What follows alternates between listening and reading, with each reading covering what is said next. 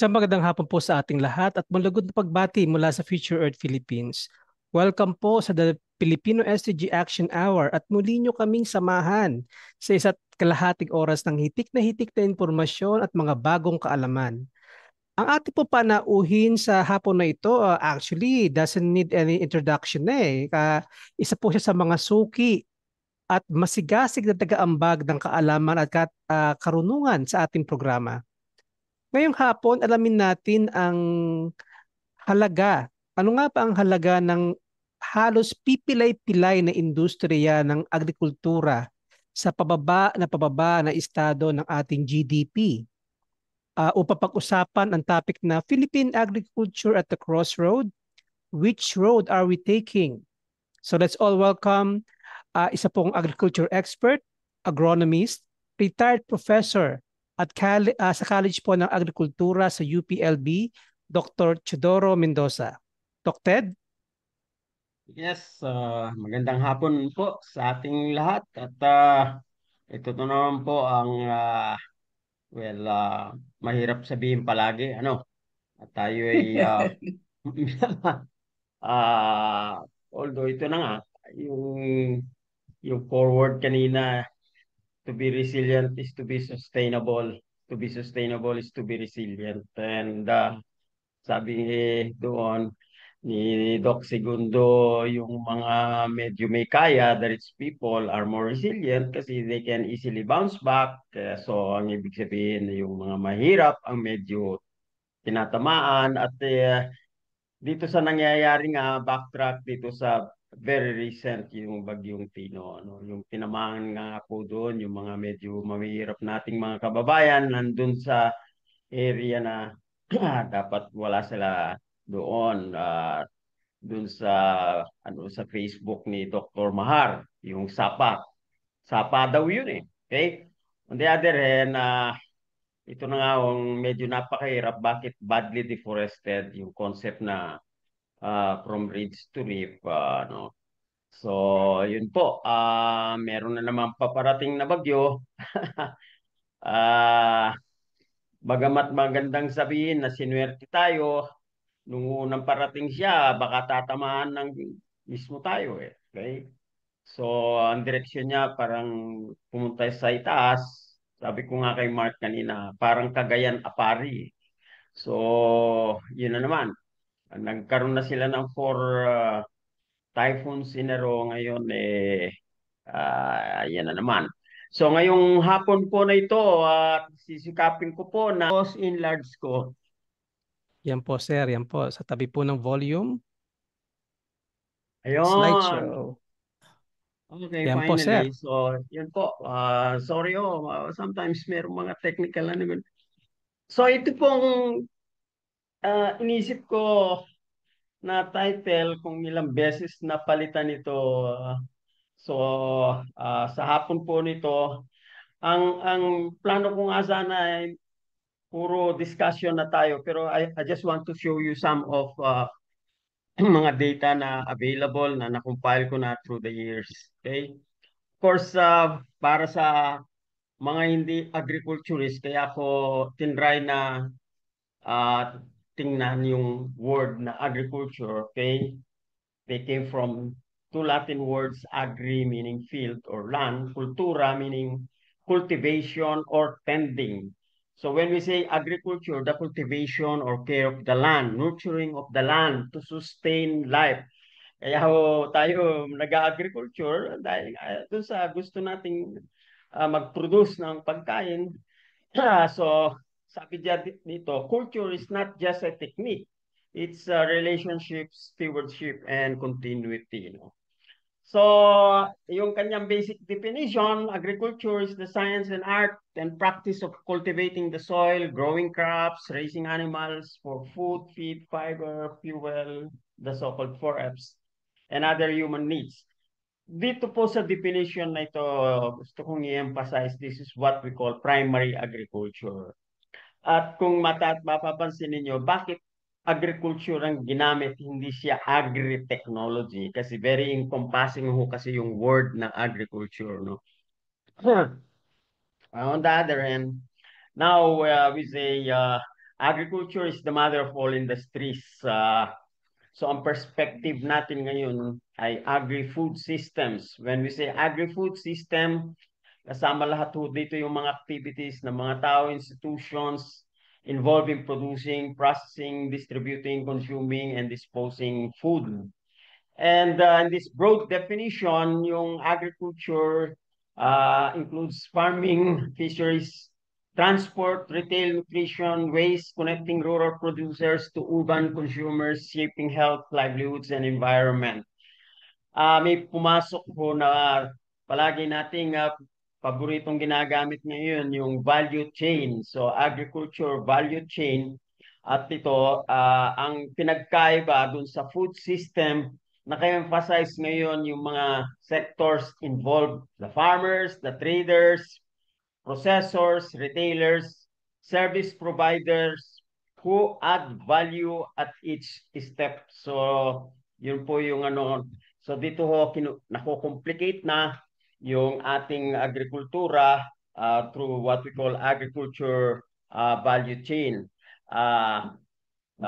You could just imagine ho, nung 100 years ago, where about 95% our farmers are producing their own food. Na nga, pagkatanim, punta sa kanilang kitchen, niluluto, konti lang yung pupunta sa market, whatever. So, hindi siya complex, walang processing involved, malapit yung pinagkukunan, so yung sinasabing food miles, wala po tayong ganung pinag-uusapan noon. So, how important is agriculture? Briefly ho, titingnan natin yung mga data dito. Ito po yung na-research ko, no? Yung agriculture natin, primary agriculture is 9% of our GDP. That's roughly about 2.4 trillion pesos. Our GDP is 26.7 trillion. That's about 470 billion US dollar. Yun po ay primary agriculture. Pag sinabi nating agri-food systems na, wow, tumataas siya ng up to 35 to 40% of our GDP. Kasi meron ng manufacturing, processing, packaging. Nandiyan lang ho yung mga retail, food services, markets, groceries, malls, yung involved sa transport. Kagaya sabi ko kanina, malayo ng pinanggagalingan ng pagkain natin. Okay? And then later on, yung efficiency ng transport natin, dumadating tayo na mahal ang presyo ng pagkain pagdating sa lungsod. Ang immediate na sinasabi ko na hindi ma-appreciate ng tao dahil napakamahal ng transport. Bakit mahal yung transport? Kasi hindi efficient yung transport natin. Pag nakikita ko sa Facebook yung how they transport food in China, wow, nasa train, napakabilis, walang traffic, etc. At mura ang kanilang pagsakay sa train. Kaya pwede na lang ipagbili yung kanilang pagkain ng mura. Example nga, sa Bicol ngayon, ang haba ho ng biyahe, 14 hours na. So, yun po yung ano, nagbago rin ang ating food value chain kasi nga nagkaroon ng urbanization o ibig sabihin na madami ng mga tao sa highly urbanized area, wala namang pagkain doon, so nanggagaling sa iba't ibang malalayong lugar na rin na hindi efficient yung transportation, so on so forth. So, kaya tumataas ang presyo. So lumalaki rin yung gastos dun sa pagpapackage, sa transport, pagpa-process ng ating pagkain. So yun po ang ano, although tumaas nga ng konti, 35 to 40%, earlier about 20 years ago ginawa ni Shell Hapito at saka ni Dr. Briones itong ganitong analysis. They claimed it's all 30 to 35%. At that time, 20% ang contribution sa GDP ng agriculture. Okay? Tinignan ko yung ano ba yung US agri-food value ng US. Ang primary agriculture ng agriculture is worth 500 billion. It's only 1.7 of US GDP. Okay? But pag kinuha yung sa food value chain, tumaas yan ng 9.5 trillion dollar. So it's about 32.5% of US GDP, estimated about 29.18 trillion.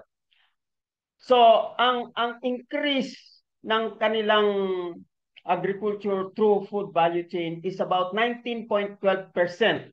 But Philippine agri-food system, yung increase ng value of primary agriculture natin is only 4.45 times. Okay? Or simply sabi natin 4 times, sila 19 times. Ngayon, bakit ganun kalaki ang increase nila sa food value chain? Kasi nga, US agri-food system is highly integrated industrial ecosystem. Kaya ang problema nga naman doon ay kung ma-disrupt yung kanilang pagbibili, malaki ang epekto kagaya nung nangyari nung hindi bibili ang China ng ng 25 billion worth of soybean. Ang daming naapektuhan yung mga farmers sa Midwest, yung feed manufacturers, port operations, and even mall-based food chains. So, ganun po ang agrikultura din natin ay napakalaking contribution niya sa employment, direct employment, 9.5 million farmers, fisher folk natin, including farm workers, okay?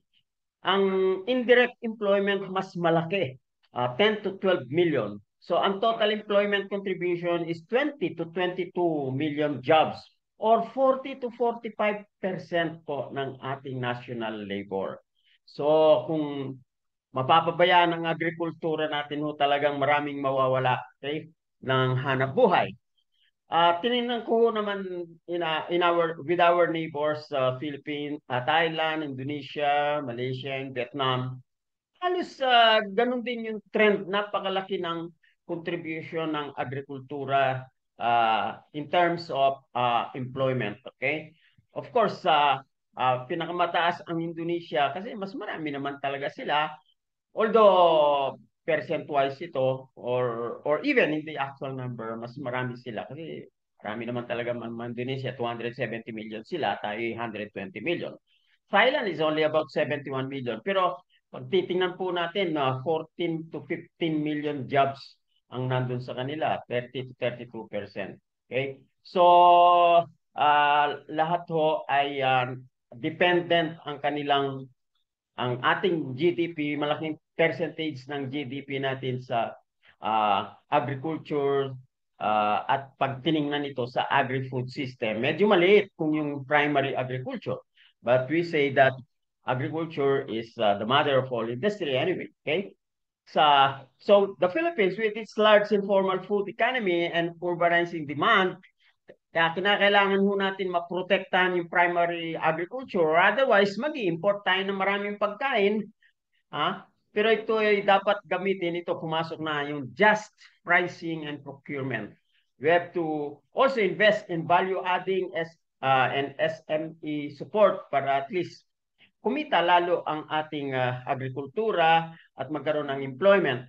And then yung sinasabi nating food tourism, ito mag-i-invite ng dahil sa pag yung mga tao namamasyal, pagkain ho ang isa sa isang attraction doon. So of course, we know this, we have to recognize the agri-food system as a strategic sector of our economy for inclusive growth. Finally, kung titingnan ho natin, yung agri-food system natin is a powerhouse of economic and inclusive growth. It has a big or high income and economic multiplier effect. Ito, sinimplify na lang, for every 1 peso earned, 2 to 3 pesos are circulating in the local economy. One agri job generate 1 to 1.5 indirect jobs through SMEs, service demand, and rural industrialization. At ito'y nag-expand din ng LGU tax-based service capacity. Of course, pag kumikita yung mga tao, it leads to better nutrition, education, and community resilience. Kaya ano ang indication nito? Ano ang kanyang implication? Any disruption in farm gate prices, production or procurement will cascade into job losses, SME closures, weakened local economies. Conversely, raising farm gate prices, supporting value adding, and expanding access to markets can unleash a wave of inclusive growth. Naalala ko na naman po yung mga nagsarang rice mill dito sa amin sa Baik. Tatlo o apat na ang nagsara. Una, 50% ng rice land namin ay na-convert na into subdivision at ang mga magsasaka naghihintay na lang na may bumili sa kanilang rice field kasi hindi na raw sila kumikita sa rice pagtatanim ng palay. So yun po, yung farm gate prices natin masyadong bababa pag rice ang pinag-usapan, no? So, so ito nagsingit ako ng how do we interpret all these basic issues?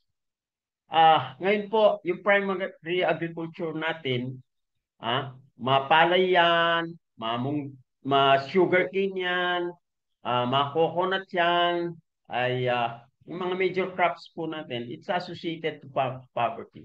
Farmers are poor. Of course, later on, meron akong brief analysis doon, no?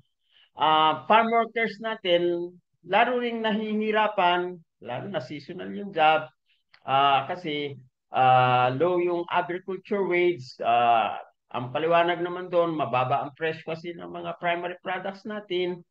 Ngayon, mga consumers natin, more than half daw ay mga mahihirap na ngayon, no? So, kailangan yung food prices should be kept low, especially rice. Kaya over the years, ito na ang isang addiction na nangyari. We are addicted to cheap food.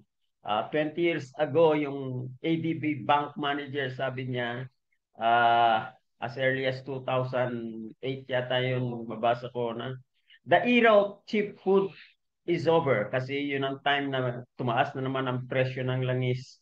Ngayon, mataas na naman ang presyo ng langis. Paano yung inputs natin sa fertilizer, yung land preparation? Dito ho sabay yung land preparation for to be able to plant rice. Ang custom fee na is 15,000 pesos per hectare. So, uh, mainly, ang dahilan doon, yun na nga, at tumaas ang presyo ng langis, tumaas yung labor. Dati, yung nag-ooperate ng makina, pwede na yung 500, 600 pesos to prepare a hectare. Ngayon, ang demand na is 700 or 1,000 pesos na. Okay? So, when we look at, again, ano bang roles or goals of agriculture in terms of the 4Fs, food, feed, fiber, fuel? Dapat po natin tingnan ito in terms of our country being an archipelagic one, so nakashow ko sa mapa. Incidentally po, ang ating food security ay mainly Luzon, particularly NCR, NCR-centric. Hindi natin masisisi yun kasi dito ang maraming populasyon, nandito yung tinatakbo ng mga tao na maraming pera. But on the other hand, paano yung mga island provinces? Nung magpunta kami sa Catanduanes, mas mahal pa ang bigas nila doon kesa dito sa NCR o dito sa Laguna kasi nga hindi sila nakakapag-produce. 70% of their rice are coming from the outside. Napakaliit ng area na tinatanim nila, hindi na develop yung rice area nila, and then napakababa rin yung yield. Ganun din po ang Bohol. Okay? Kaya hindi naman mas mataas ang kanilang income, purchasing power, pero mas mataas ang presyo ng kanilang. So, uneven din yung presyo ng pagkain natin. Kung bakit ang kanilang gulay ay nanggagaling pa dito sa ano natin, sa Trinidad Valley, dito sa mga baggy vegetables, so on and so forth. So, yun pa ang isang tingnan natin na ma-develop ang ating agriculture, particularly among our island provinces. So yun po ang isang napakalaking challenge. Later on, pag-uusapan din natin yan. Bakit yun nangyayari? Okay? So, again, pinoproject ko itong ano ito, 7,641 islands, 2,000 islands daw ang inhabited. So, marami tayong typhoons. It's precisely because of our location. Nakasabay ko noon, nung buhay pa si Senator Blas Ople, senator na siya, hindi na siya Secretary of Labor. Nung sinabi ko, itong typhoon natin, wag lamang nating titingnan dun sa malalakas na hangin kasi kung walang typhoon, up to 70% ng tubig natin kasi naggagaling sa typhoon eh. Okay? Wala tayong tubig na magagamit for our crops, for planting rice. Uh, Although ito na nga, ang mahirap, yung kanyang hangin. And then another thing na nabanggit ko, kung walang typhoon ng Metro Manila, ay magiging unlivable ho in a year or two kasi nga ang lakas na ng pollution natin diyan. Pero isang swipe ng bagyo na malakas, wala na yung mga smog natin diyan. So anyway, gusto ko lang hong i-project dito na yung ating bansa, let us always, pag pinag-isapan yung agriculture, ay tingnan natin ng agrikultura ng mga bawat probinsya, positive, negative, kasi yung logistic o yung transport cost, napakamahal, yung development ng area.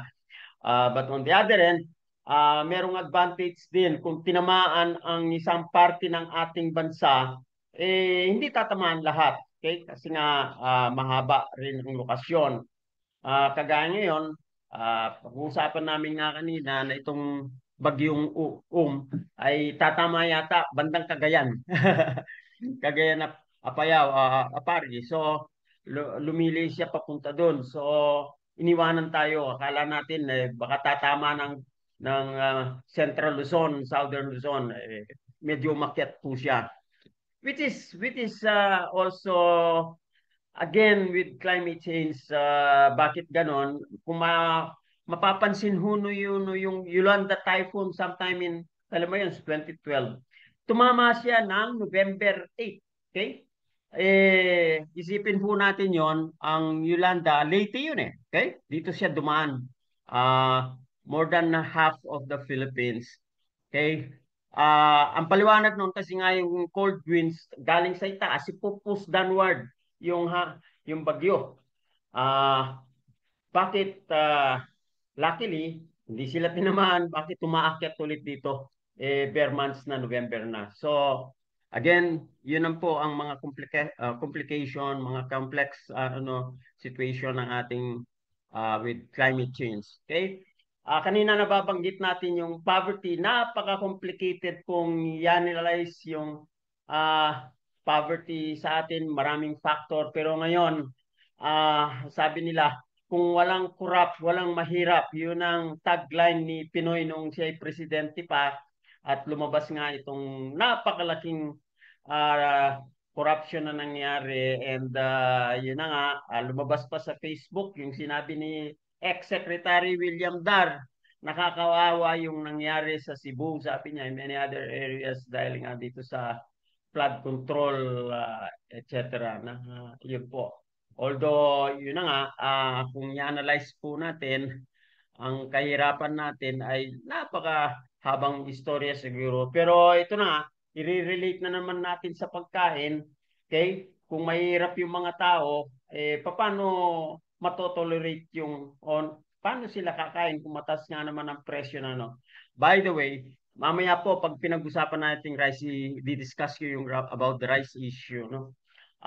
But before this, itong programa na Benting Bigas, tulong daw sa mahirap. Pero ito naman ang naging pabigat sa mga magsasaka.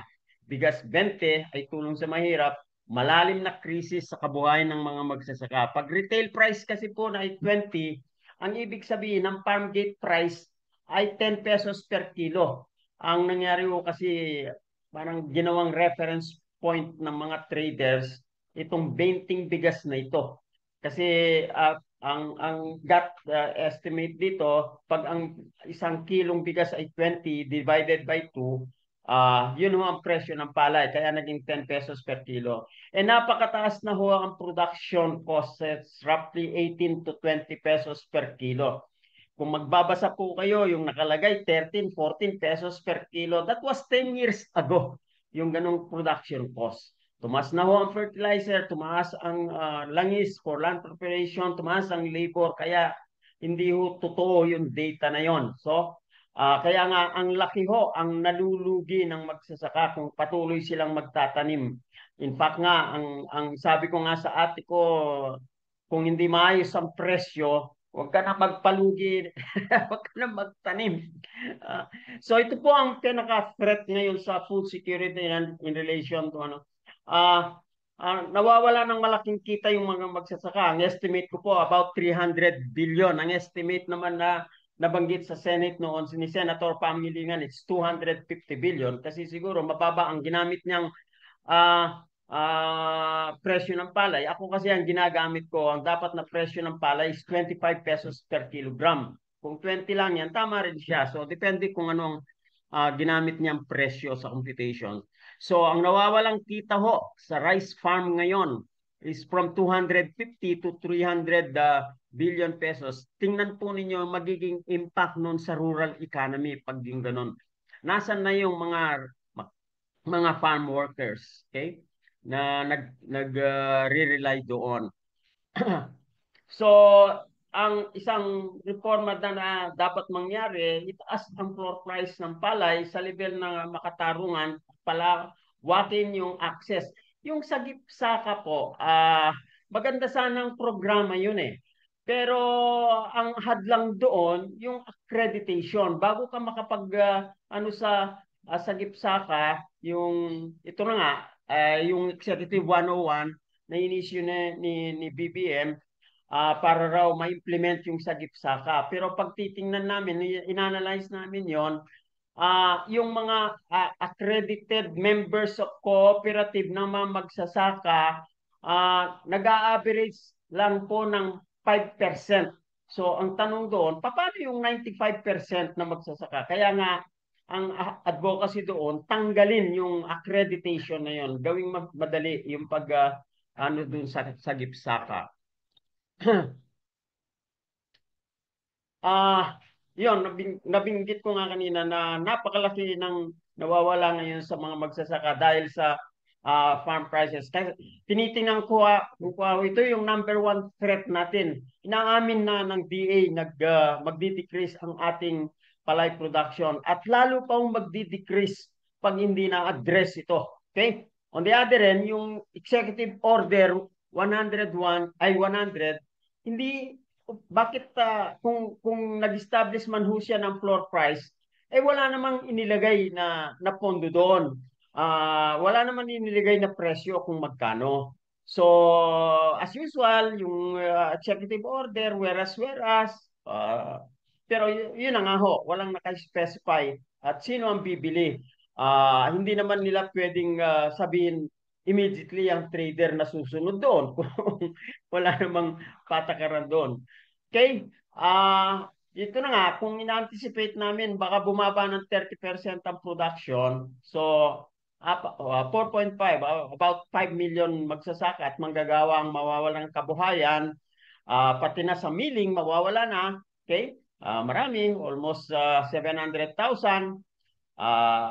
And then, kung i-relate mo yun sa income sa rice, okay? Malaki yung mawawala, billion-billion mo. Oh. So, okay, may murang bigas, pero kung wala naman silang trabaho, wala silang income, paano sila bibili? So, nandun din po yung food insecurity. Okay? So, kung mag-import tayo lagi, i-depend natin yung import. 30%, ang ibig sabihin nun, kung mawawala yung 30% of our 15, that's about 4.5 million tons of rice po ang import natin. So, ano ang magiging resulta noon sa direct farm level, indirect sa supply chain, mawawalan ho yan ng 1.08 trillion pesos. At anong nangyayari? As a consequence of that, maraming mga anak ho ng magsasaka ngayon ay umaalis na sa bukid. Farmers are getting old, reaching retirement age. So ang amin hong approximation in 10 to 15 years, baka ang isang shortage natin ngayon mga magsasaka na.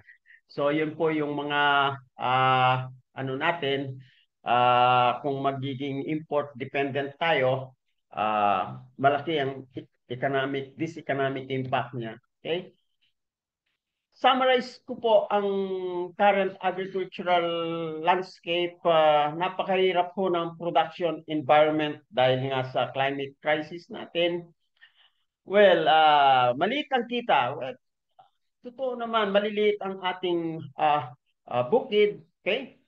Marami sa kanila, hindi pa kanila yung bukid, no? Yung agrarian reform, 70 years na, hindi pa tapos. Okay? Nabanggit ko na rin kanina, high cost of production, dahil sa climate crisis, lalong lumala yung risk.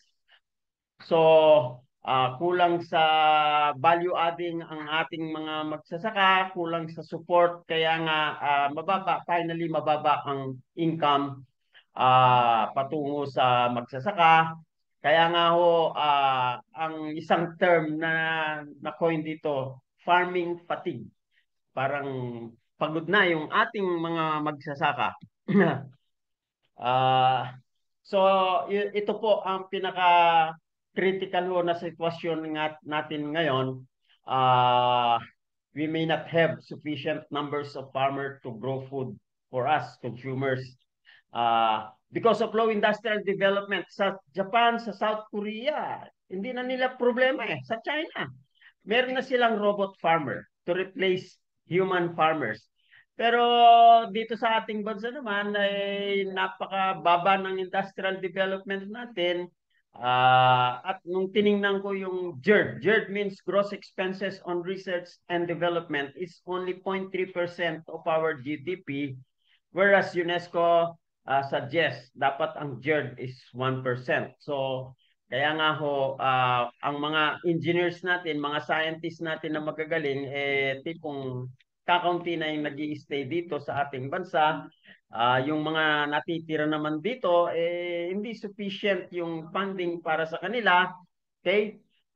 Gusto natin modern agriculture, pero mamaya titingnan natin kung anong nangyari pa sa modernizing agriculture. So, summary effect, we are not food self-sufficient. Okay? Kaya nga sa isang article ko sa Inquirer, nasa ibabaho yung URL, shall we still have sufficient rice or sufficient food on the table? So yun po ang isang malaking katanungan. So doon dinidescribe ko maraming threats nga. Of course, diniscuss ko rin yung effect ng climate change, climate crisis, yung pataas ng production cost, na hindi rin sufficient ang pagtaas ng presyo ng ano. Pag pinag-usapan ho kasi na yung rice, napaka ano dyan eh. Ginawan ko rin ng calculation yung kung yung effect ng inflation sa rice relative to its price in the 1970s, which is roughly 2 pesos and 50 centavos. Kung i-inflate ho natin yan ngayon, ang presyo ng bigas ay dapat nasa 135 or 150 pesos per kilo na. And presyo lang natin is ranging from 30 to 50 pesos per kilo. So, ibig sabihin, napaka naiwanan ng inflation habang ang costs ng inputs ay tumaas ng tumaas. So yun po ang isang factor kaya naghihirap ang mga magsasaka. Kung siguro kung ang advocacy price nga lang namin is 25 pesos per kilo, that means 50 pesos per kilogram. Pag ganun ho yung presyo, unang effect niya, magiging masipag ang magsasaka natin na ang prospect na baka hindi na tayo kinakailangan pang mag-import ng bigas. So yun po ngayon ang kahit saan ka pumunta sa Pilipinas, been traveling for the last, nung maka-retire na ako, from Isabela to Mindanao, yun yung number one reklamo. From Facebook, sa mga yan palagi, pag binubuksan ko yung Facebook, palagi akong nakakano yung presyo ng palay, yung daing ng mga magsasaka. So, ah, ang hindi nila maintindihan nga, bakit ganun ang nangyari sa rice farming.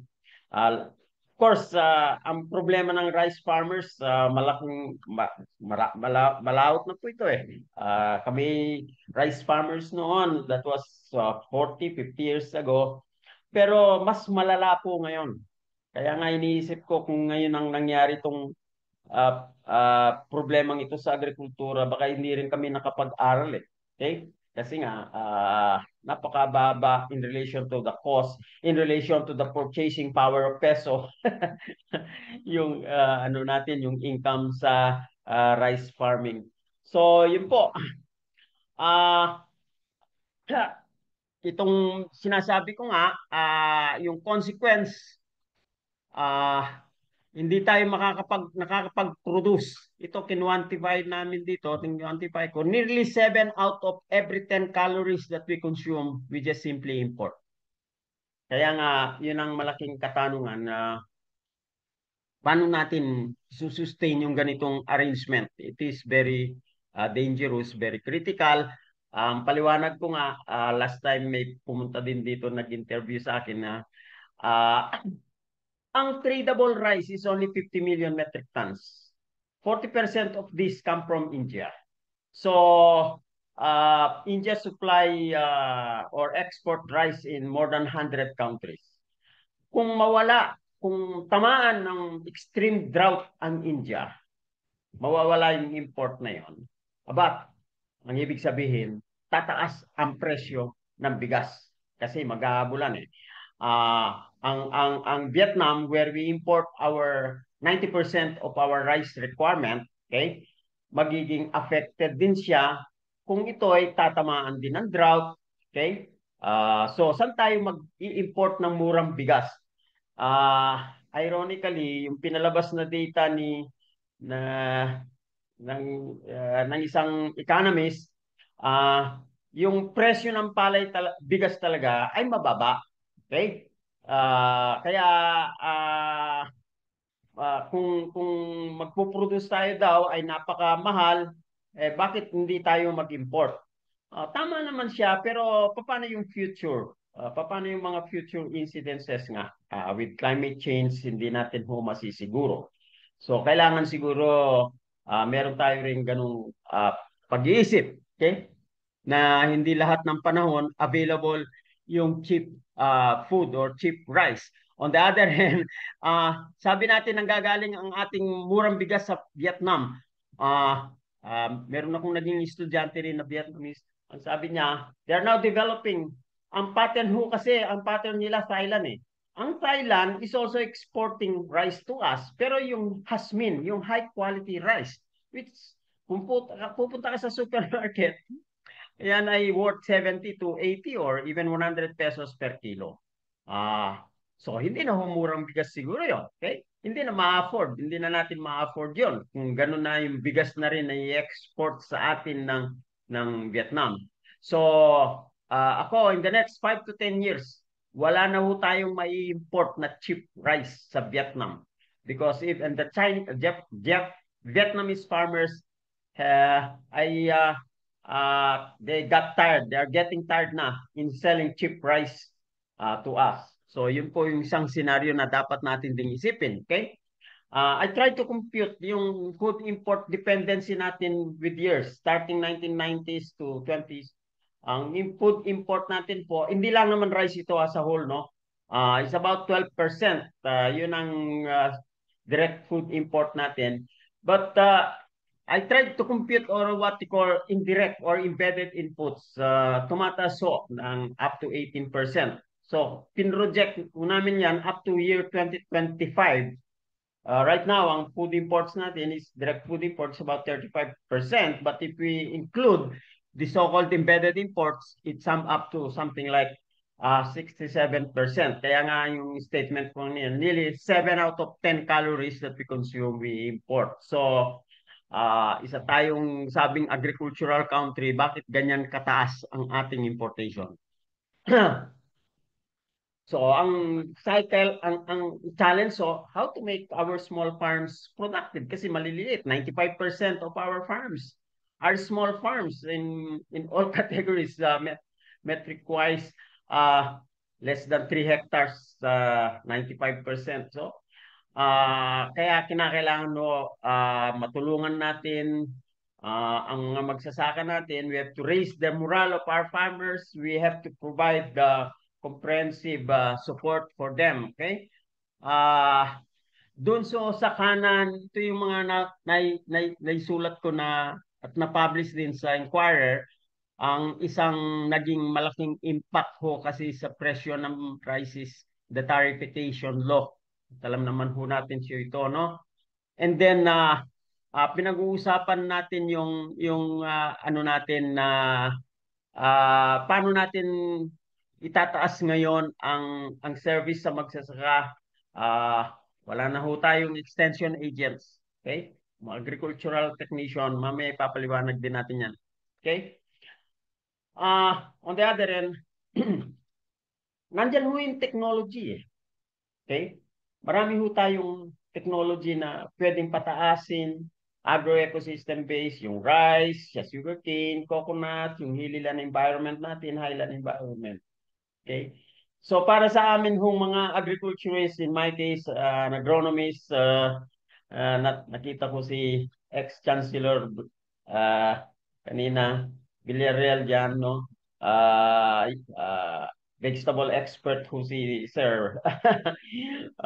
Si Mark naman, salesman yan. Of course, hindi kami magdidebate dito. Alam natin yung potential as agriculturist. But on the other hand, yun na nga, yung moral ng ating magsasaka, gaya nga na sabi ko nga kanina, napakababa ng moral ng magsasaka ngayon. Napakababa na kanilang interest sa pagsasaka. And we cannot blame them. Okay? So, with the support service na nakabigay sa kanila, infrastructure, mga daan, mga kalsada, kagaya nga kanina, ginawan ko ng analysis yung impact ng daan sa Bicol region. Yan ho ang isang dahilan. Dalawang naging impacto niya. Pagdating dito sa NCR, mataas ng presyo kasi nga 14 hours ang biyahe. Okay? Uh, because of that, mahirap na yung daan, mahirap ang marketing. Okay? Hindi na rin sila masyadong nagpo-produce kasi walang incentive eh. Kasi napakahirap nga ni market. At ang mga traders naman, kung yung mga traders, para makover lahat yung mga transport cost na yan, hindi maganda ang presyo at the farm level. So, nagkakaroon ng backward effect. So, nandyan na rin ho yung mga technology na sa UNFAO 10 Elements of Agroecology to Operationalize the Transition. So, mga elements na diversity, so on and so forth. So, in short, ang gusto ko lang pong i-project dito, i-share na nandyan na ang mga technologies natin to increase production. Okay? Sa rice-based agro-ecosystem, nandyan yung pamamaraan ngayon, merong technology na hindi siya magastos, nakaano rin sa environment, yung SRI, System of Rice Intensification, yung isang farmer ho namin sa Davao, nakaani siya ng, ilan bangin namin, 11.7 tons per hectare. Ginamitan lang niya ng 3 bags ng chemical fertilizer, yung iba doon compost.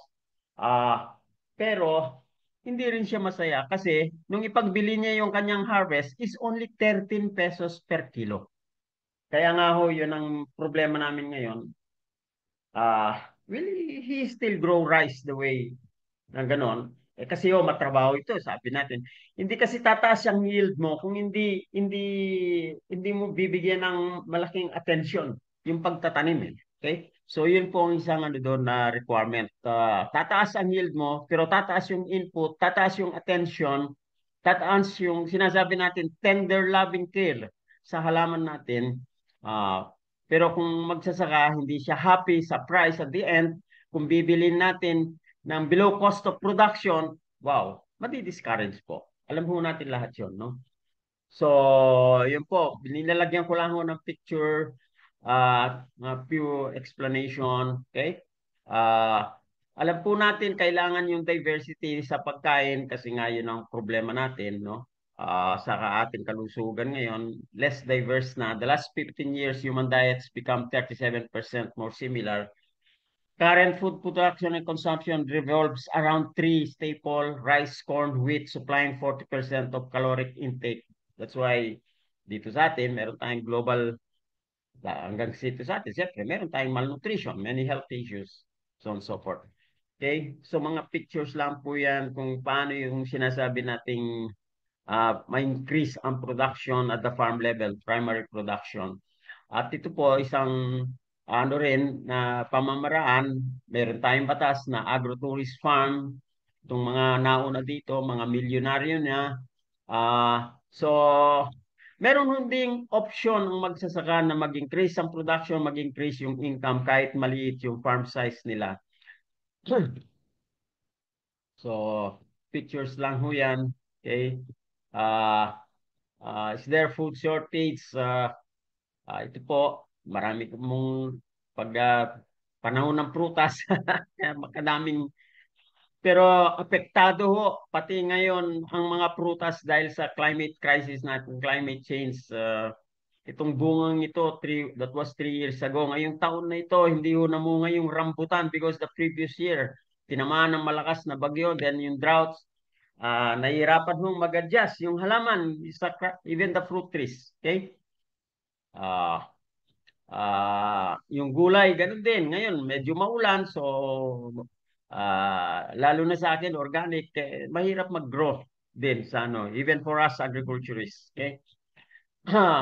Sa coconut area, pinag-aralan din po namin ito. Okay? Of course, ang approach nga dito, multiple cropping. Okay? Maliit kasi yung farm size. Paano unlad sila kung puro nyug lamang? So may paraan ho para tumaas ang kita ng ating mga magsasaka, tumaas ang rural employment, so on and so forth. Okay? That is even sa sugarcane, pag-aralan din ho namin yan, no? So ano po ang dapat unang gawin? Ito, palagi kong sinasabi ito, hindi ko nakakalimutan. Ang isang equally uh, threat, malaking threat ngayon sa pagkain natin yung land use conversion. Okay? Kasi ho, hanggang ngayon, hindi napapasa yung National Land Use Act natin 30 years back pa ito, na comatose na. Ngayon, hindi na yata na pag-uusapan sa Congress, sa Senate. Okay? Bakit po? Kung saan man kayo pupunta ngayon, maliwanag naman po na malawak ang land use conversion na ngayon, particularly yung mga rice areas, mga tabing daan. Dito nga sa Bay, kalahati ho ng prime rice land namin, naging subdivision na convert na. So ngayon kami ay rice deficit na, so we will be depending on our rice to other provinces. Okay? Itong ano natin mga magsasaka natin kasi palagi natong sinasabi, maliit ang bukid, nasira yung economy sa scale, kaya nga ma-organize sila itong mga agrarian reform beneficiaries. Meron naman tayong agrarian reform cooperative under Republic Act 9520. Ito rin ang requirement ngayon ng sa GIPSACA, kailangan organize yung mga magsasaka natin into cooperative, functioning cooperative. Pero sabi ko nga kanina, mga 5% lamang ang ating mga magsasaka na nakaregister dun sa certified cooperative na yan. So, paano sila magbe-benefit sa programa? So, sana po, yun din ang isang pagtuunan natin. And then, equally important, yung pag-promote nga ng diversified integrated farming systems, na dapat suportahan yung mga magsasaka sa seeds, planting materials, tools, equipment. Ito po ang isang napakalaking gap ngayon. agricultural extensionists, wala na sila. Kaya nga, ang isang advocacy namin is DA must be renationalized. Dito sa Bay, 15 villages to, 15 barangay, 15 extensionists, dati sila. Ngayon, dadalawa na. Okay? Tapos, may mga volunteers. Pero, mamura naman yung, yung job contract nila, 4,000 pesos per lang. At hindi na sila mga agriculturists. So, yun po yung isang natin ngayon. Kung gusto nating itaas, going back in the 70s, wala pa yata si Mark noon, no? Mark? Napaka-active noon ng DA, mga extensionists natin para maging self-sufficient tayo sa rice, which we achieved. Okay? Kasi kung magpapatanim ka, we have new sets of farmers. Marami sa mga tao natin hindi na maalam magtanim, kaya kinakailangan we have to provide uh, uh, these seeds, planting materials. So, kung bibigay natin yan at tuturuan magtanim, so on so forth, marami yung paraan para makapag-raise tayo ng paninim. Okay? So, kaya nga, ito nga ang main topic natin, Philippine Agriculture at the Crossroads. Saan landas tayo patungo?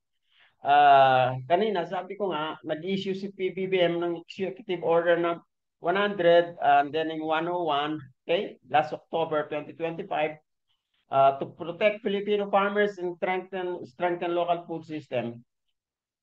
They thought it is a solution, but it's also a problem. Yun na nga, yung executive order. Okay? Paano mo ma-implement ang mga yan? Okay? Hindi nila tiningnan yung ang sabi nga natin that the devil is in the detail, no? So hindi nila tiningnan yung ganong klaseng aspeto.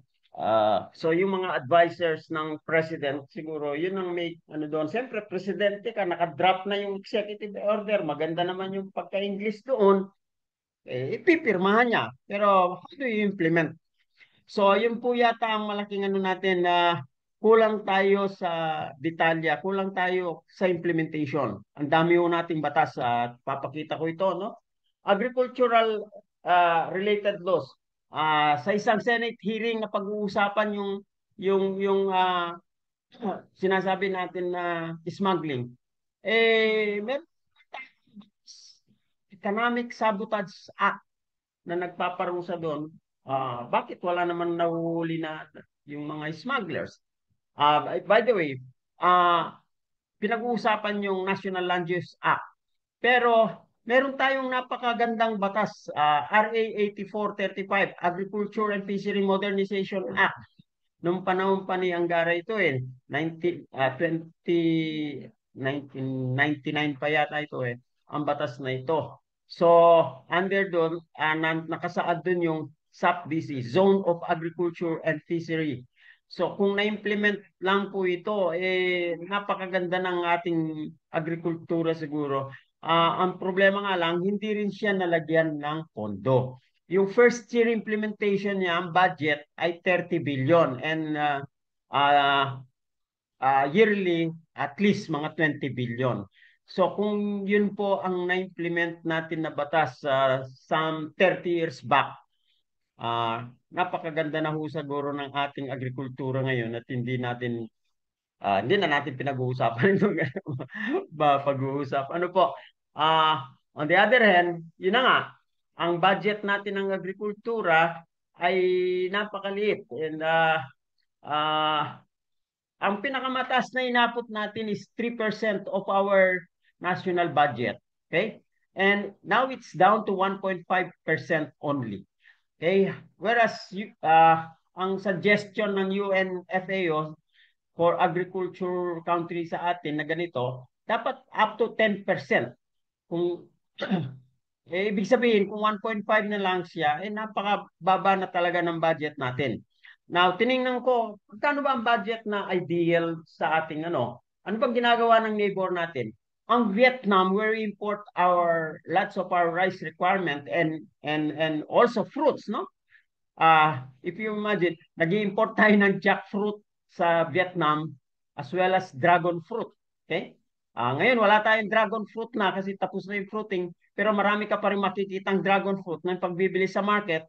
At tinanong ko kung saan galing yun. Sabi nila sa Vietnam, imported doon sa Vietnam. Napakamahal na. Ah, ang Vietnam nag-i-invest yan ng $49 per capita. Ang Thailand, $47 per capita. Philippines, 13 per capita lang po. So, doon po tayo na pag-iiwanan sa focus sa natin. Okay? Meron tayong sagip-saka, sabi ko nga kanina, meron tayong farm tourism na batas na hindi naman ilan lang magsasaka, there are exceptions rather than a rule. Meron tayong APMEC, Agriculture Fishery Mechanization Act. Sa batas na ito, dapat gumagawa tayo ng mga makinarya. Kaya ito pong isang malaking problema natin. Bakit ang mechanization natin ay napakababa? Dahil hindi naman natin pinondohan yung APMEC natin, no? Ngayon, doon sa pagbagsak ng presyo ng mga pagkain natin pag ini-import, meron tayong Safeguard Measures Act na hindi naman nila ginagamit. Ah, yung kanina nabanggit ko ang kulang na kulang yung extension agents natin sa Mindanao. Meron ding record na pinabot sa akin, isang extension agent kada 150 barangay. Wow. Ah, Talagang kulang na tayo. So, yun po ang mga sinasabi. It seems, kung pag-uusapan natin ang agrikultura, wala ba tayong sapat na batas na it seems nandiyan naman eh. Magaganda naman. On the other hand, meron ding mga conflicting na batas kasi eh. Itong RA 7160, Local Government Code, ito yung pina-devolve ang agriculture eh. So, ito na ngayon ang nung ma-devolve yung agriculture, ang DA, ang katsaw ko nga, if you are a DA secretary, you are likened to a general without an army. Why? Because ang mga staff mo up to regional level lang. Kasi ang devolution starts from the provinces. O edi pag ang probinsya mo ay hindi niya mahal ang agrikultura, paano yun? Ganun din yung mga mayors. On the other hand, ang nangyari, sabi ko nga, wala na tayong mga extension agent kasi nga, itong mga agriculture towns and municipalities, mababa ang income nila, so mababa ang ira nila. Well, ang sasabihin nila, tumaas ang ira nila because of Mandanas Garcia law. Okay? Yung ano nila. On the other hand, kung talagang mababa ang income, mababa rin yun even with the Mandanas Garcia law na yan. Okay? So, kaya ang advocacy nga namin, ibalik sa national ang DA natin. Then pag-usapan natin ano ba ang magiging forma ng Department of Agriculture kung i-rationalize, kung magkakaroon tayo ng bagong batas for DA, kailangan siguro ayusin na yung Department of Agriculture. Yung rice tarification law, kitang-kita natin na hindi siya naging pabor sa magsasaka.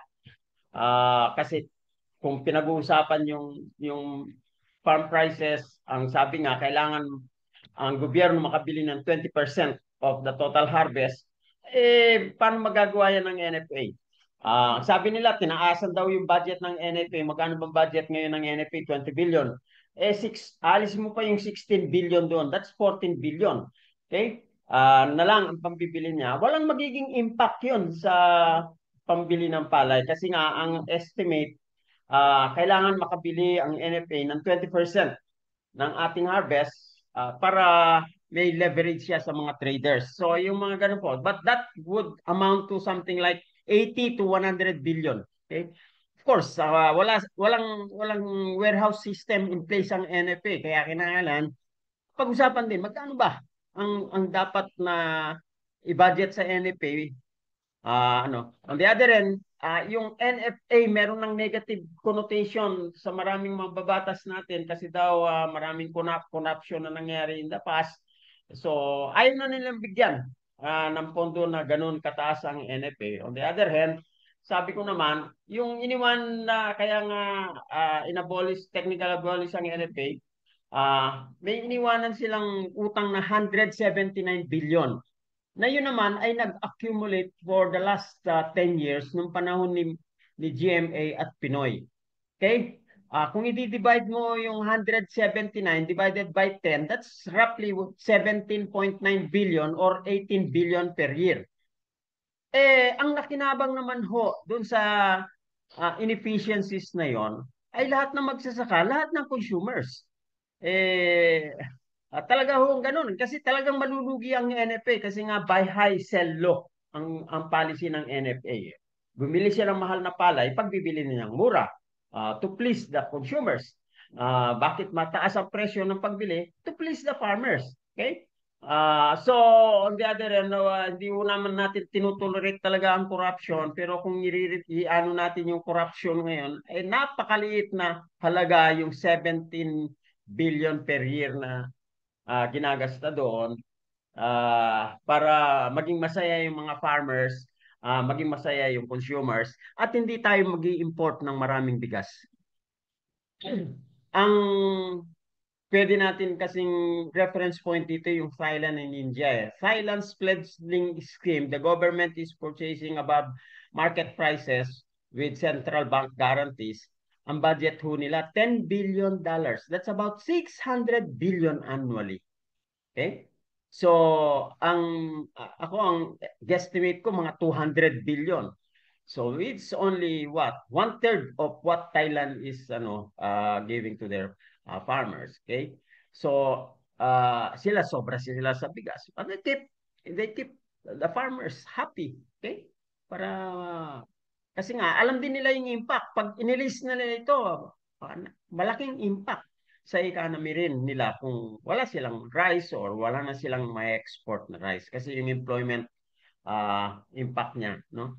Ang India naman, their minimum support price sa MSP system nila exceed 1.4 trillion pesos. Okay? So, yun po ang mga models natin. Meron ng mga gumagawa sa sinasabi natin. Okay?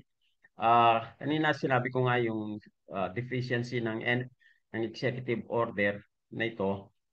Ganun din yung 101. Mark, ilang minutes na lang. Dapat magano na ako.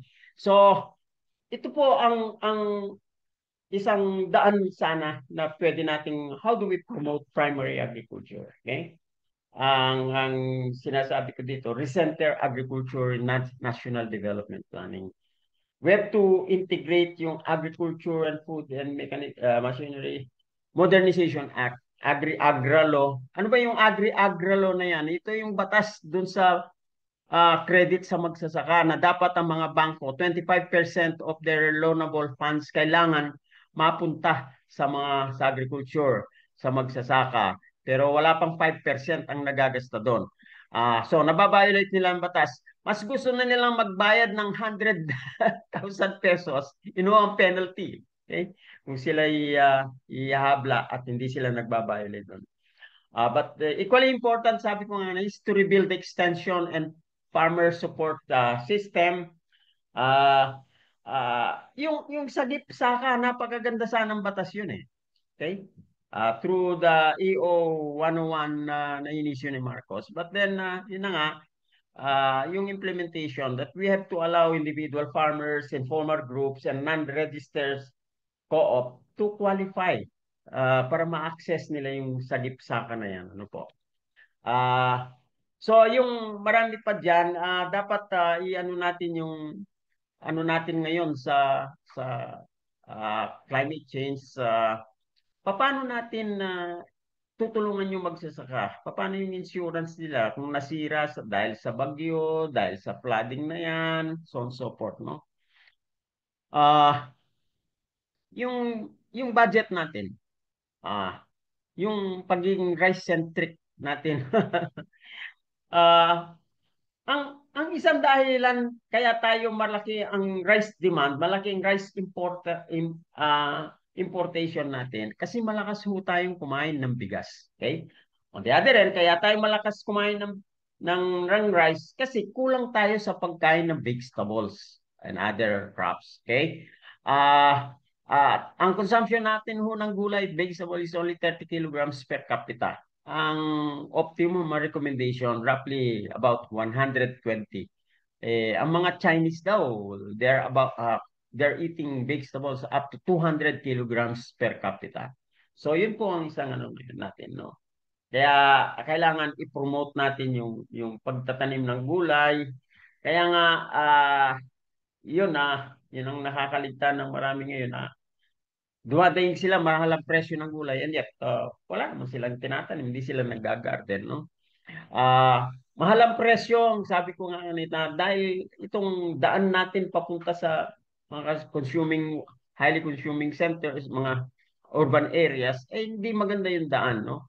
So, paano natin na may improve yung road construction? Ang sabi ng Secretary Laurel, about 10,000 kilometer farm to market roads ang kailangan gawin.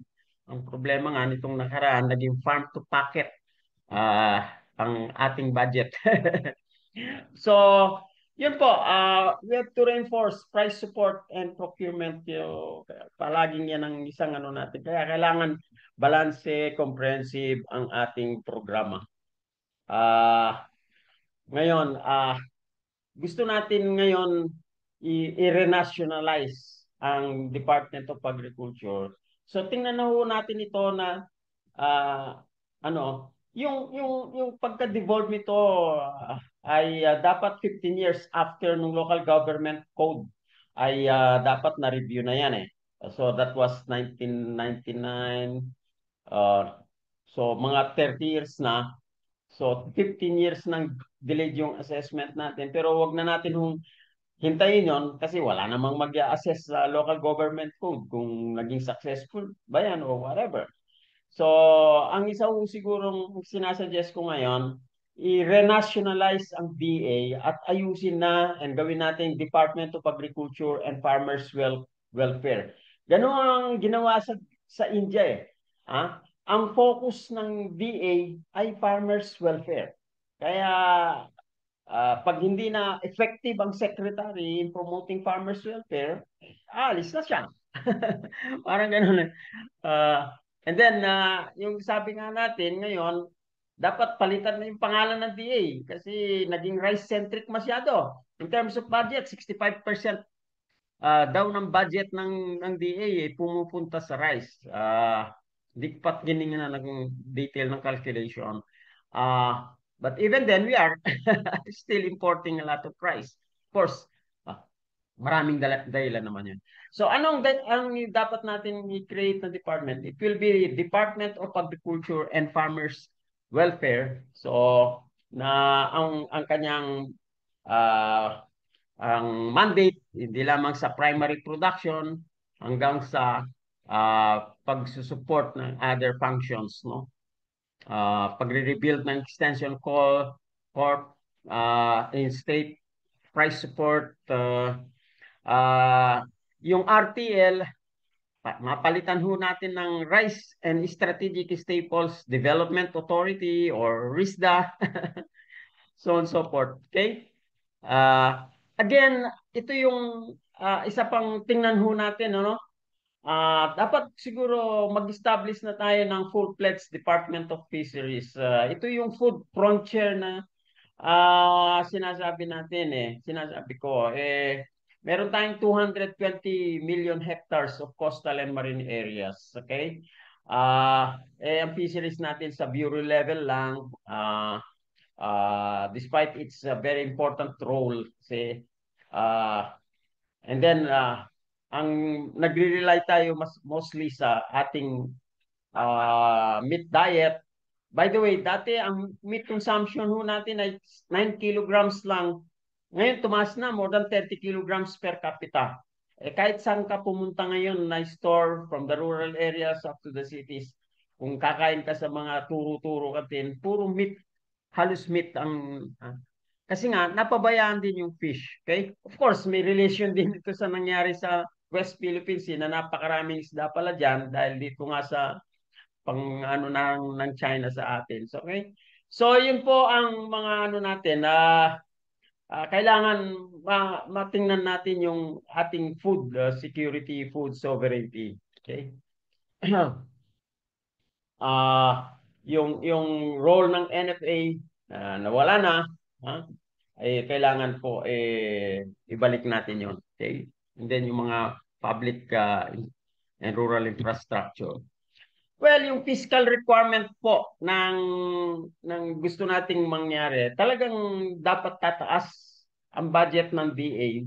Uh, ang pinopropose ho natin up to 350 to 400 billion per year ang magiging budget. Kanina sinasabi ko nga 10% of our national budget. Kung 10% ho ang proposed budget natin ngayon ay 6.7 trillion, di dapat mga 670 billion. So at least half of that ang dapat maging budget ng DA. So kung tayo hindi maging ano ang agriculture, it's because hindi ho natin siya pinopondohan. In addition to na nga, itong ating mga corruption na nangyari, ang DA daw ang third most corrupt department in our sa natin. Of course, DPWH yung number one. So ano naman ang employment impact? Kung gagawin ho natin yung reform na ito, will create more jobs, 3.5 to 4 million jobs. Okay? Kung itong ating gagawin ay include natin yung dalawang department na yan, magi-increase up to 42 to 45% ang contribution sa GDP from the original 9.5 million, magiging 10.8 to 12.5 trillion ang contribution natin sa GDP. So, mga recommendations po, sinummarize ko na, binibilis na para magkaroon tayong discussion that we have to rebuild our capacity and institutionality para at least tumaas ang ating moral. We have to create this Department of Agriculture and Food, Farmers Welfare, Department of Fisheries. I-operationalize pa rin yung AFMA, Agralo. Ma-establish natin itong RISDA, rice industry natin. Okay? Dapat maprotektan, ano natin yon. We invest in climate resistant infrastructure. Ito na naman po ang malaking problema natin. Okay? 6% na lang daw ho ang gubat natin. Reach to reef concept natin ay wala na. So, yun po.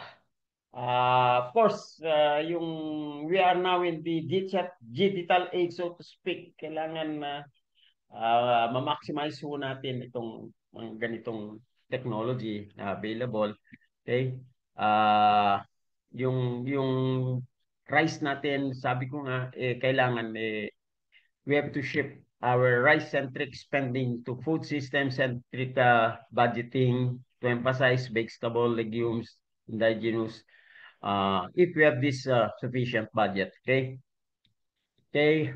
Again, yung coastal and marine food system natin ay kailangan ma-orient na rin natin doon at yun po ang pinaka food frontier natin, 220 million, hindi 1,000 yun. Mali, 220 million hectares of coastal and marine areas, no? Hindi ko na-edit. Kulang ng 3 ito, Mark, no? So, in brief, we have to build institutions, redirect budgets, empower the farmers and peaceable who feed the nation. We reframe subsidy to sovereignty, fragmentation to integration, and exclusion to our welfare. Okay? So, end na po. Salamat po sa presentation, sa pakikinig ninyo. Mark, this ends my input for this afternoon action hour. Maraming salamat po Sir Ted at salamat po sa isang napaka-insightful pero nakakapanglumong salamin ng agrikultura at food security ng ating bansa. Ngayon po, we're going to open the floor sa mga questions po ng ating audiences. Mag-umpisa po ako dito kay Mr. Marvin Tejada.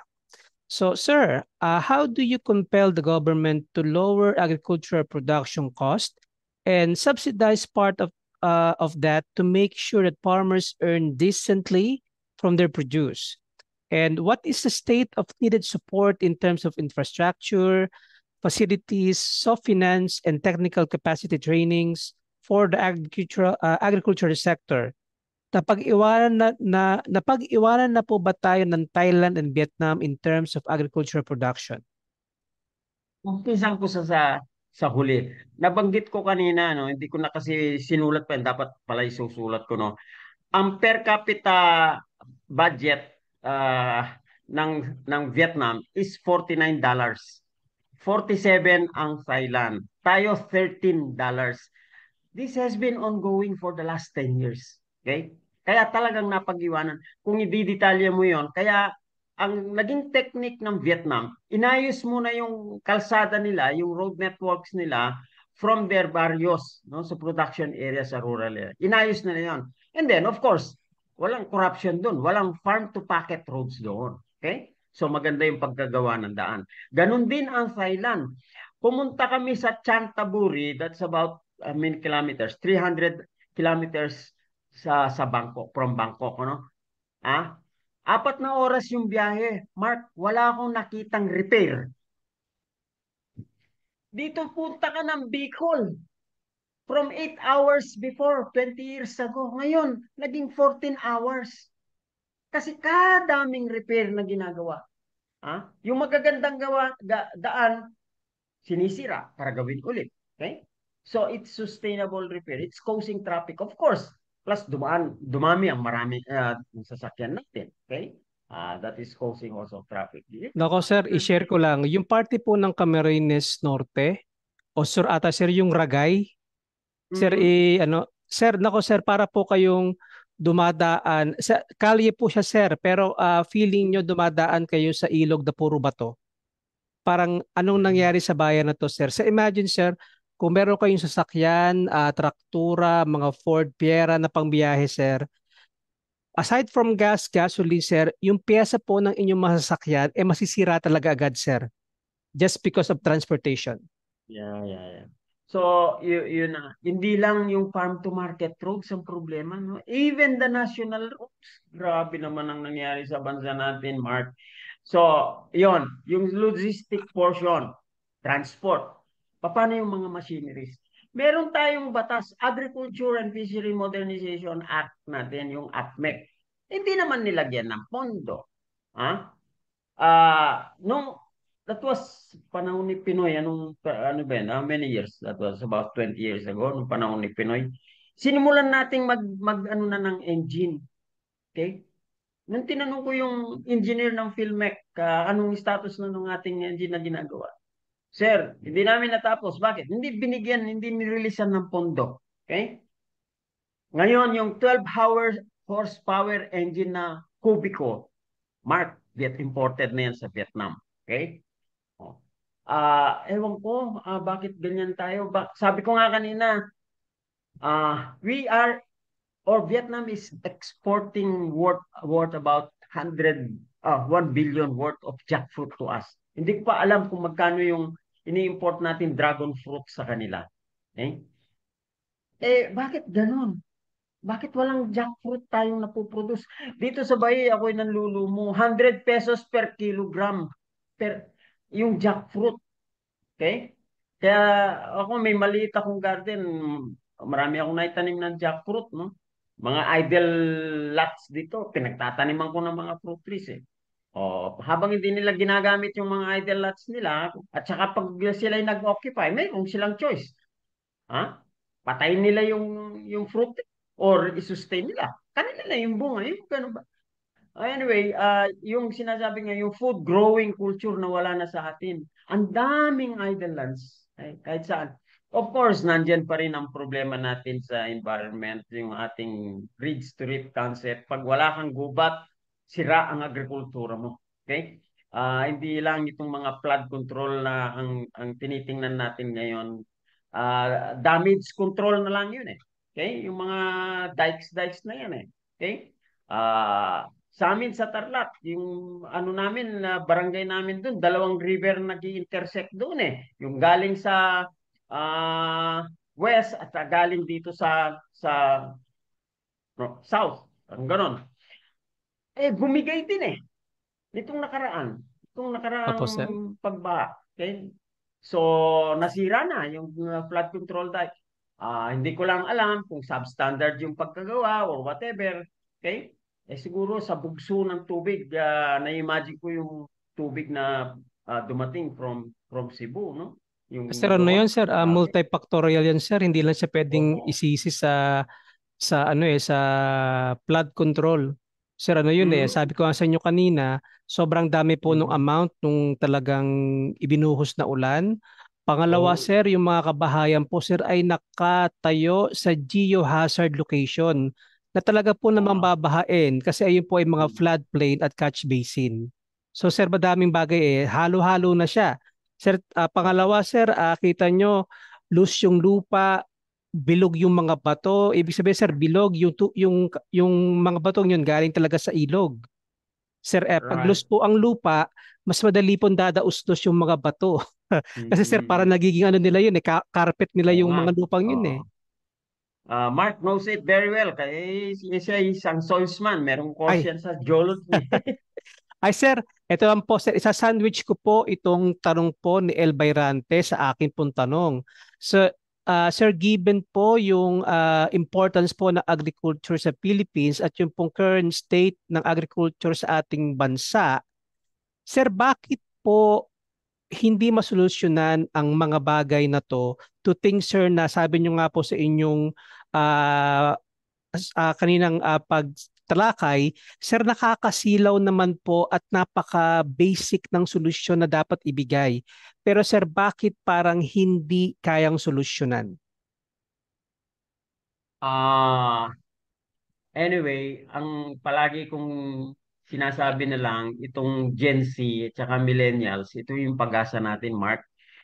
Una kung maghahalal sila ng tamang leaders na hindi mga corrupt at nakakaintindi. Okay? So, uh, uh, governance ang issue eh. Okay? Ah, doon nga sa aking interview, si BBM, kung nag-imbisyon siyang naging presidente, kung tinapos man lang niya yung pag-aaral niya, naging economist, naging lawyer, hindi siya dependent sa mga, di ba? Basic yun eh. Okay? Oh. Ah, anyway, so yun Sir, yung magtaka hindi pa long ba term. tayo? Sir, ang sabi nga niya, ang kanyang basihan ng pagtakbo ay kasi nanood siya ng pelikulang Ant-Man. Tapos naisip niya, ay tatakbo akong presidente. Isipin mo Ay naman sir, kung ang katinang bumbulang ko doon sa sasagutin. interview sa akin kahapon, sabi ko yung 20 bigas kung sino man ang nagpasok kay BBM yon, dalawa lang ang ibig sabihin yon. Yun ay para maging popular siya, mahalin siya ni BBM. On the other end, yun ang magiging pagbagsak niya. Kasi yun ang indication na hindi niya alam na i-evaluate yung mga ina-advise sa kanya. Ako, nanlulumo ako dun eh. Kaya nga yun ang naging reference point ng mga traders, maging 10 piso ang kada kilo ng palay. Kasi nga, uh, milled rice divided by 2. Yun ang presyo ng palay. Yun ang Saka DAP. sir, Yun ay sir sa formula eh. economy po sir, economy sir, sa eco po natin, alam po natin si tinatawag na sa time value of money. So sir, whether we Mm, like it or not, sir, hindi na po natin pwedeng ibalik yung presyo ng mm. 10 piso noong 1980 sa presyo ng 10 piso sa panahon na to, sir. That will never Correct. happen. So anyway, Oo, sir, ito po. May question po si Sir Ike. Yes, Sir Ike. Ano pong ating question? Dok Ted, kung kayo pipiliin sa dami ng problema, anong unahin niyo? well, bias tayo sa pagkain eh kasi we eat 3 times a day. So, tingnan natin kung paano naman kakain ng tama ang mga Pinoy. Kaya magbuhat sa barangay level, ang ina-advise ko nga, tulungan, suportahan ng mga tao sa pagtatanim. Okay? Ang kinakampanya ko nga, every household dapat merong 10 malunggay. Ako, marami akong nakatanim na malunggay. Kamote tops. Okay? Kasaba. Alam po ninyo sa Indonesia, ang staple na gulay nila, green leaves, is kasaba. Kasaba leaf. Nung i-research ko, bakit ganun? Yung palang cassava leaf, yun ang most nutritious leaf. Okay? So, yun po, yung pagtatanim, ang sabi ko nga, we have to go back to food growing culture. Okay? Ah, Meron din akong advocacy ngayon kasi yung land use conversion, ang paliwanag naman ni Exen Villares, saan tayo magtatayo ng bahay? Andiyan ang mga tao.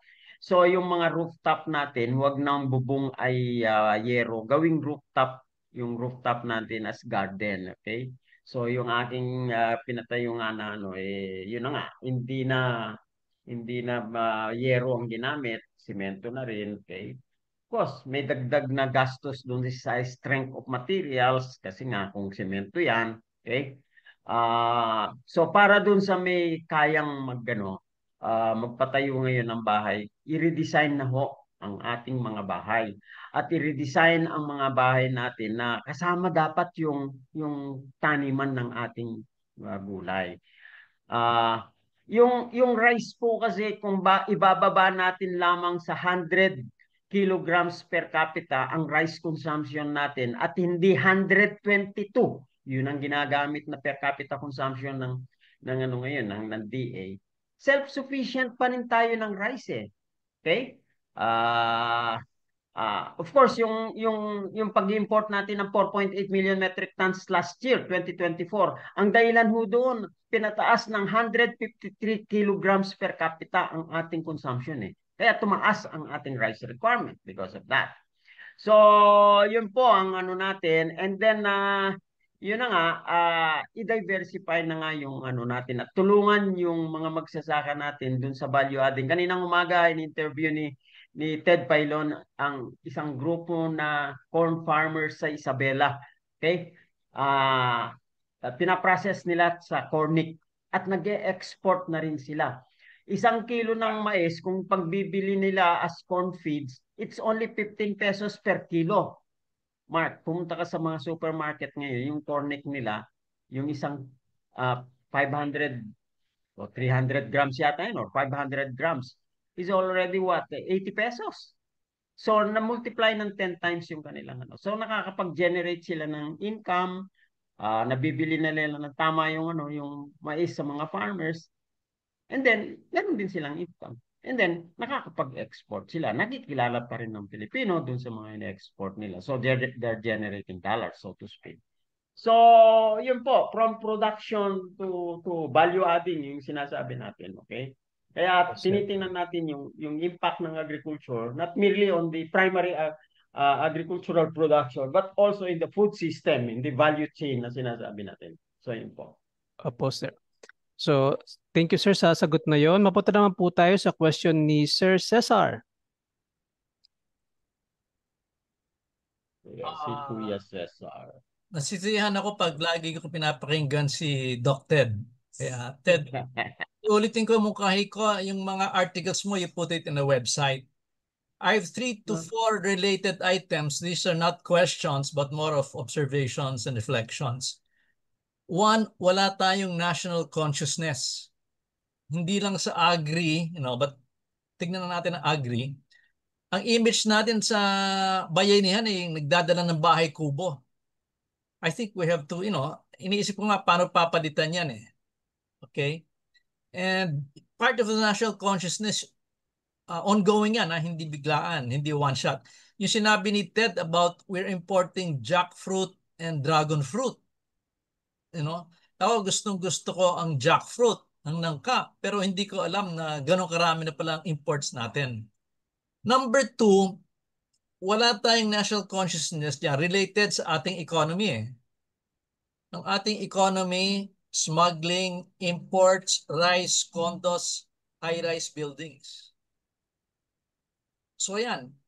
Bakit tayo walang national consciousness? Because of the defective national economy we have, smuggling, imports, cars, condos, high-rise. Okay. Which leads me to my third point, nabanggit na rin ni Ted, but I will expand it. We have to organize the farmers and fishermen and rural workers. Pero hindi lang yan, Ted. We have to link civil society and private sector to the farmers, fishermen, and rural workers. Yung farmers, hindi lang yan dapat i-organize. But even rice, corn, coconut, we don't have a national association of rice farmers. We don't have a national association of corn farmers. We don't have a national association of coconut farmers. So, if you'll notice, all these years, ang gobyerno walang interest in really developing national association of these farmers. But you go to India, and again, I think in Netherlands, the farmers blocked the roads when they did not like what the government was doing. Which leads me to my last point, itong agri-mess, parang flood control mess, parang health mess eh. Nagsalita dito si Dr. Camilo Roa. And he mentioned about the DOTS, the Directly Observed TB Treatment. Napapahiya raw siya kasi 20 years na ang ating DOTS, pero our national performance is still pathetic. It's still pathetic. Yan lang. So my last point is really for FEP and this is Dr. Luli Cruz, if we can do a mapping of agri, flood control, and health of the people associated with FEP, and I think that will go a long way. Maraming salamat. Sir Cesar, I have a question. Ito sir, ito ay nakamulatok kong problema ng aking bayan dito sa Calamba. Ano po ang laban ng land use nung group, yung land use planning plan, sa mga owner po ng farm lot, mga magsasaka, na willing silang ipagbenta ang lupa katapat ng presyo sa mga developers? Sir, kasi ayun po ang nakikita ko isang napakalaking problema rito sa bayan ko sa Calamba eh. So meron po tayong mga bawal ipagbenta ang lupa, bawal i-convert. Pero sir, ano po ang laban ng batas na yan kung ang mga owner po ng mga farms na ekta-ektarya ay willing ibenta kanilang lupa? Meron po ba magagawa, sir? Nung galing ako sa Egypt, kasi konti lang, ang Egypt kasi is a gift of Nile, yung sabi nila, yung Nile River, no? Lahat ng where they grow crops, so yung nila, nakabantay ang pulis. The moment na magtayo ka ng doon, kung hindi kung kasama doon sa food zone nila, hindi mo may tatayo. Okay? So napakalaki ng kamulatan magsimula pa lamang sa gano'n. Okay? Yung hindi ko maintindihan kasi yung ating pag-aari ng lupa eh. No? Pag-aari mo na yung lupa, pwede mo nang gawin kung kahit ano mo gawin. On the other hand, sa batas kasi, ito pa rin ang mahirap. Walang kaso kung walang magdidimanda. Di ba? Oh. Yung mga agrarian reform beneficiaries natin, hindi yan dapat ipagbili yung lupa nila eh. After a period of time or whatever. Okay? Yung lupa na yan dapat. On the other end, Mark, yung dating vice mayor namin dito, yung kanya kasing lupa na 2 hectares, tabing-tabi ng kalsada. One time, gusto ko sana siyang gawing demo farm para sa SRI. Tama-tama kasi tabing daan ka. Sabi niya sa akin, alam mo naman, Ted, lugi ngayon ang palay eh. Kaya yan, wala akong choice. Yan, pinagbili ko na. Para at least naman, ma-enjoy ko yung O di, napagawa niya yung bahay niya. Ang ganda na ngayon. May so on so forth. So, hindi mo sila masisisi eh. Tama, sir. Hindi na sila kumikita, Mark. By the way, sabi ko nga, they are losing 10 to 15 pesos per kilo. So they are losing about 45,000 pesos per hectare. Paano naman yan? Instead na kumita sila ng 45,000 pesos per hectare per crop, sila'y nalulugi. Babaong sila sa utang. So, Kaya nga po, simple sir. economics yan eh, Mark. Kaya nga, every now and then, sumasakit ang puso ko pag na high blood na yata ako. So, pag nakikita ko yung narinig ko yung kahit na gusto ko sana magsalita ng maganda tungkol sa agrikultura, because we are agriculturists naman, Mark, ano? Oh, ikaw din, okay? Naintindihan mo rin naman yun na pag nakikita mong nakukonvert yung lupa, parang tumatarak ang ano sa puso natin yung mga ganun ba? Tapos sir, ang Pero sakit sa ano magawa ulo. mo? Ang sakit sa ulo, Mhm. sir. Sir, share Mhm. ko lang yung ginawa rito sa amin, sir. Sir, alam niyo yung Real, di ba yung Real, sir, meron yan dam.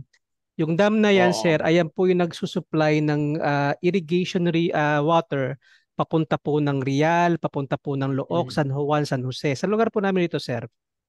Sir, ang Mhm. ginawa po ng mga magagaling na developer, sir, binili po yung area na dinadaluyan po ng irrigation system at nagtayo po ng subdivision.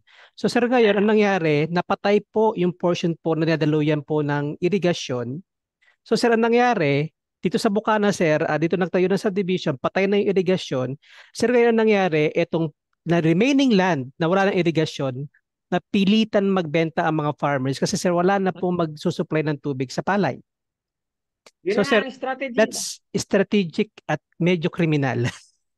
Di ba sir? Yun ang nangyari dito sa amin sa Baymart. Later on, pagpamasyal ko ito, ipapaliwanag ko kung nangyari. Nakulong na yung mga farms kasi nabili na yung paligid na ganyan. Wala na sa So wala nang irrigation. tubig na papasok. Tama sir. Irrigation. And then pag natayo ng bahay na ganyan, isang problema doon rats. Ang daming daga. Okay? O, peste na naman. Kung meron pang tubig, pero pag ganyan ang ayos mo, yung mga iba, baka bakante ng lupa, etc. Dahil sa subdivision, hindi naman 100% dyan matataniman. So maraming weeds dyan. Daga Opo sir, ngayon nagtataka ang sila kalaban mo. kung bakit binabaha yung mga subdivision nila. Natural, palayan yan dati. What do you expect? Sir, anyway, basahin ko lang po itong comment ni Mr. Marvin Tejada. Meron Ah, pong proposal from the congressman that limits land conversion, particularly non-conversion of agricultural land to other uses. Saka sir, sabi po ni Marvin Tejada, taga Hirona Tarlac po siya, and glad to know that you're from Tarlac. And sir, yes. as Tarlac City. yes, sir. As National Land Use Act or NLUA is not being passed, most of our senators and congressmen have real estate development interest. So NLUA will be development controls over rampant conversion. Saka po, sir, to last na po, ang sabi po ni El Bayrante, Dr. Ted, under EO 100, the President's order tasked DA to determine and regularly adjust the floor price for palay, taking into account production cost, market condition, and farmers' welfare, while also balancing consumers' affordability. Is this not Mm. clear, or is it better to set a general floor price that national set versus floating floor price value? Thank you. We have to talk of specific numbers. Okay? Kung sa amin kasi ang advocacy price namin is 25 pesos Minimum 22 pesos. Wala silang presyong ganun. And we are saying, kailangan ng gobyerno bumili ng 20%. Okay? Pag bumili ka ng 20% at 25 pesos per kilo, ibig sabihin, 100 billion ang kailangan mong ipamili. Wala naman silang budget na inilalaan. Tapos bibigyan lang mo lang ng budget dito sa NEP 2016, 2026. Ang natatandaan ko, ewan ko kung aabot ng 20 billion ang NFA. 6 billion aalisin mo for personal services and MOE. As compared sa Thailand, 600 billion pesos ang nakaalat dun sa kanilang pledge scheme. Ang India, 1.3 trillion pesos. Ang ibig sabihin, they put their money where their mouth is, so to speak. Aasahan mo ba ang mga traders? Yan ang business nila Kung ikaw ay namimili, simple logic lang naman Gusto mo mababa ang presyo para malaki ang tubo mo. Siyempre. So, ganun po ang ating sitwasyon. Kaya nga, inutil yung Executive 100. Inutil din yung Executive 101, yung sabi niya, implement yung sagip-saka. Kasi nga, ang pwede lang mag-benefit doon yung 5% ng farmers natin na accredited yung kanilang cooperative at registered sa CDA, yung mga ganon. So, yun po, hindi ka po kinakailangan magaling na abogado Basahin mo lang mismo at tingnan mo kung ano ang dati sa mga requirement. Okay? At madali ho namang i-google ang mga information ngayon. Okay? Mag-allot ka lang ng time. Without AI ngayon, Mark, itong ganitong mga usapan natin, yung mga data ko, hindi ko makukuha. But of course, when you are in AI, it's gigo, garbage in, garbage out. Kailangan, alam mo rin yung basic information. Kasi oftentimes, dependent yan sa reference eh. Kaya kung outdated na yung reference na ginamit niya, outdated yung price na sasabihin din niya. Kagaya sabi mo, yung 10 pesos per kilo, 20 pesos per kilogram, outdated na yan. That was still in the 1980s. Hindi pwedeng yung presyo mo noong 1980s, 40 years ago, gagamitin mo ngayon. Okay? So yun po ang ano doon. Okay? Sa aking kababayan, marami rin ang land use conversion natin dyan. Tinamaan din tayo ng DPID, yung mga flood, ano yan, sa amin sa ano bang barangay yung tinamaan doon. Okay? Ah, so yun po, nakalimutan ko na. Barangay Balanti po kami. Ayun po. Mark, may dadagdag lang ako bago Sige tayo. po, sir. Gusto ko lang sabihin, siguro yung social dynamics natin, view it in a simplistic terms in two groups. One group wanting smuggling, importing, and quick money. Another group wanting to increase the incomes of farmers, fishermen, rural workers. Alam mo, yung sa farmers, fishermen, rural workers, production yan. At maaari ka pang tirahin ng bagyo at ng flood control mess and all that. Pero pag Opo. mag-import, smuggling ka lamang, andyan na eh. Andyan na yung bigas. Ano? So it's easier to import plus smuggling compared to production. I think that's got to be kept in mind. That's why I'm mentioning dapat merong national consciousness at yung national consciousness na yan, hindi lang agri, kundi flood control, kundi health and all that. Pero titignan natin yung the industries that have developed, which is, I'm simplifying it, import, smuggling, cars, real estate, high-rise condos. Okay, yun. Maraming salamat. Thank you. And I hope you help Ted Mark, you help Ted Mendoza put up his website. Sige po, sir. Maraming salamat po. Sir, gawin ko po ang aking kaya. Tulungan po natin si Sir Ted. Sir, anyways, ito pong ating topic for today ay isang nakakalungkot at nakakatakot na realidad. So, hindi na po siya isang fiction na tulad ng pinag-aaralan ko po noong 1999 and food insecurity. Siya po ay isa na po ngayong realidad na ramdam po natin. Imagine, Sir Ted, ang presyo po ngayon ng isang buko ay 50 pesos na. Unlike dati, sir, 5 piso. Can you imagine, sir? So isa po siyang, if we're going to multiply yung realidad at mirror ng isang buko sa ating pang-araw-araw pagkain, bigas, baboy, manok, sir, hindi po lalayo ang panahon na talaga pong magkakaroon po tayo ng shortage at madami pong magugutom unless tayo pong lahat ngayon ay magigising sa realidad na ito ay dapat magbago. So with those words, gusto ko pong pasalamatan ang ating pong mga viewers at maraming salamat po sa pagsama po sa amin at nawa tayo po ay maging susi sa pagbabagong ito or else wala po tayong kinabukasan na haharapin. So maraming salamat and you all enjoy the rest of the week.